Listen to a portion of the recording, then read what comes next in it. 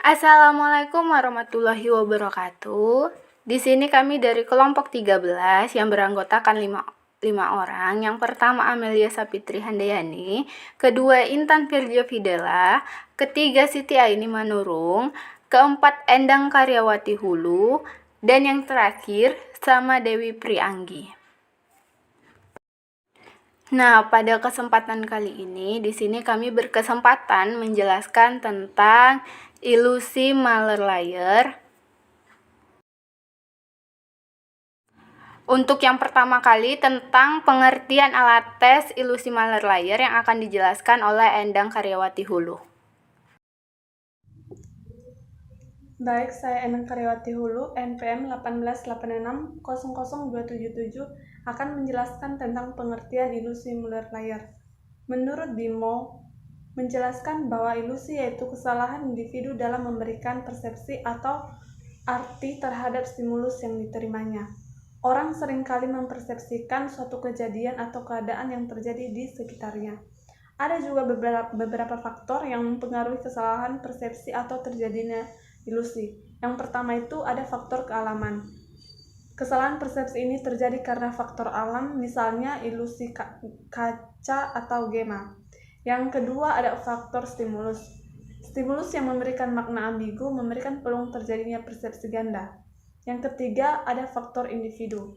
Ini disebabkan karena adanya kebiasaan dan kesiapan psikologis dari individu. Selanjutnya, persepsi.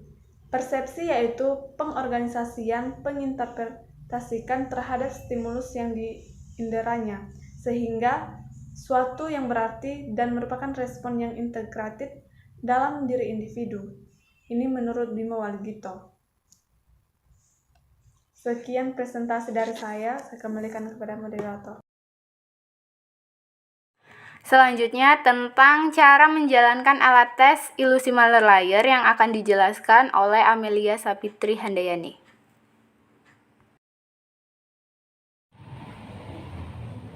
Hai, saya Amelia Sapitri Handayani, NPM 188600316. Di sini saya akan menjelaskan tentang ilusi Mahler-Lyer.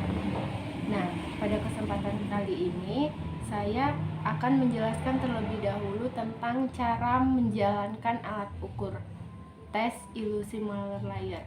Alat ukur ini memerlukan aliran listrik dengan tegangan 220 volt apabila akan menggunakan lampu. Yang pertama itu siapkan alat ukur beserta kelengkapannya dan pastikan bahwa semuanya lengkap. Yang kedua, masukkan steker kabel AC ke stop kontak.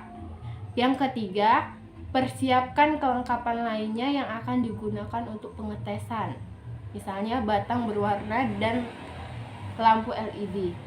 Yang keempat, posisi batang yang akan digerakkan dapat berada di sisi kotak paling depan ataupun paling belakang. Tugas subjek adalah menarik tali sehingga kedua batang diamati berada pada posisi sejajar.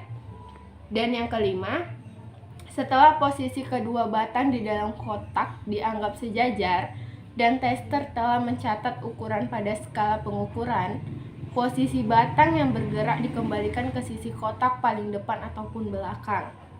Yang keenam, apabila akan menggunakan perlakuan cahaya, nyalakan lampu di dalam kotak dengan menekan tombol di bagian belakang luar kotak.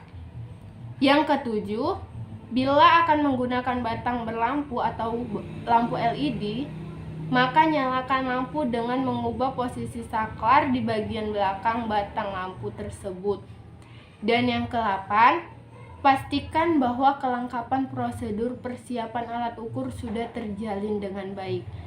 Dan yang ke-9, prosedur pengetesan dapat dimulai. Terima kasih. Selanjutnya mengenai prosedur pengetesan yang akan dijelaskan oleh Amelia Sapitri Handayani.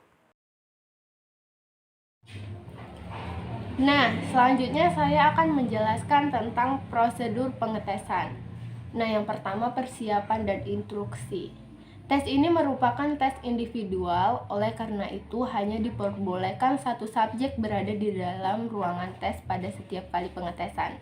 Subjek lainnya diminta menunggu di ruangan lain yang terpisah.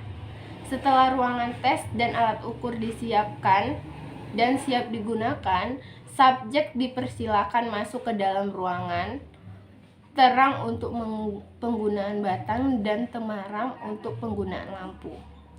Subjek duduk di kursi yang telah disediakan dan mata sejajar dengan jendela pada alat ukur.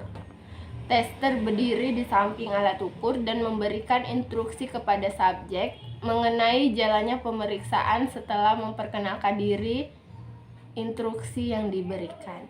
Sekian penjelasan dari saya, kurang dan lebihnya saya mohon maaf. Wabillahi taufik wal hidayah. Wassalamualaikum warahmatullahi wabarakatuh. Materi selanjutnya tentang pelaksanaan pengetesan yang akan dijelaskan oleh Intan Firja Fidela. Assalamualaikum warahmatullahi wabarakatuh. Saya Intan Firja Fidela, NPM 188600320, akan menjelaskan tentang instruksi menggunakan alat. A. Persiapan. 1. Mempersiapkan ruang yang akan dipakai. 2. Alat steadiness tester diletakkan di atas sebuah meja yang datar dan tidak goyang dengan sebuah kursi untuk subjek. Selanjutnya, pelaksanakan pengetesan. 1. Tes ini merupakan tes individual.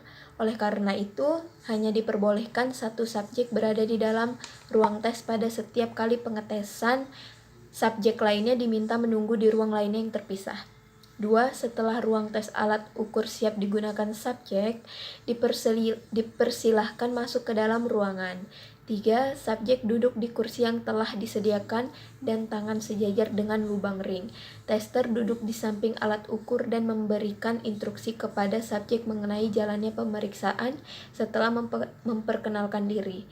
Instruksi yang diberikan lihat petunjuk percobaan. Terima kasih. Selanjutnya tentang instruksi pelaksanaan tes yang akan dijelaskan oleh Siti Aini Manurung. Baik, perkenalkan, nama saya Siti Aini Manurung, MPM 188600344. Di sini saya akan menjelaskan mengenai prosedur pelaksanaan tes. Yang pertama, subjek dihadapkan dengan papan ilusi Muller-Lyer dengan jarak 2 meter dan pencatat skor duduk di belakang alat tes. Yang kedua, pencatat skor menarik garis keluar atau outdoor dan subjek menentukan beberapa panjang garis yang diinginkan berdasarkan persepsinya. Yang ketiga, setelah subjek menentukan panjang garis sesuai persepsinya, pencatat skor mencatat skor yang terlihat di bagian belakang alat tes. Yang keempat, percobaan diulangi sebanyak 5 kali pada setiap subjek. Yang kelima, yang terakhir, percobaan dilanjut dengan mendorong garis ke dalam inward dan subjek menentukan beberapa panjang garis yang diinginkan. Kemudian, skor dicatat oleh pencatat skor. Percobaan ini diulang sebanyak 5 kali. Terima kasih. Sekian dari Dan materi yang terakhir, spesifikasi alat tes yang akan dijelaskan oleh Salma Dewi Prianggi. Spesifikasinya terdapat papan objek berukuran 61 cm dikali 33 cm dikali 1,7 cm. Nah, papan dasarnya itu di mana pergerakan mekanismenya diletakkan. Di belakangnya terdapat panjang garis ukur. Panjang garis ukurnya itu maksimal 42 cm. Papan objeknya menggunakan digital. Digital berarti menggunakan listrik yang menggunakan 220 volt, 50/50 Hz, 15 watt. Nah, cara penggunaan itu subjek bertugas untuk menggeser garis untuk mendapatkan panjang yang sama antar garis sebelah kiri dan kanan. Jika menggunakan Muller digital, pemindaian panah menggunakan tombol kontrol. Apabila manual, itu pemindaian panahnya tidak menggunakan alat bantu. Dan untuk kesimpulan alat tes yang akan dijelaskan oleh Endang Karyawati Hulu. Baik, di sini saya akan menyimpulkan pembahasan dari kelompok kami. Kesimpulan dari pembahasan kami yaitu yang pertama, menurut Bimo Wagito, ilusi yaitu kesalahan individu dalam memberikan persepsi atau arti terhadap stimulus yang diterimanya. Orang seringkali mempersepsikan suatu kejadian atau keadaan yang terjadi di sekitarnya. Yang kedua, menurut Matsumoto 2008, dalam psikologi tradisional sensasi, ilusi adalah tentang memahami bagaimana kita menerima stimulus dari lingkungan dan bagaimana kita memproses stimulus tersebut. Tujuan dari alat tes ini adalah untuk mengetahui kesalahan mata atau pengaruh tentang arah garis ketika memperbesar dan memperkecil kesalahan dalam pengamatannya. Mungkin hanya itu saja yang dapat kami sampaikan. Kurang dan lebihnya kami mohon maaf. Wabillahi taufiq wal hidayah. Wassalamualaikum warahmatullahi wabarakatuh.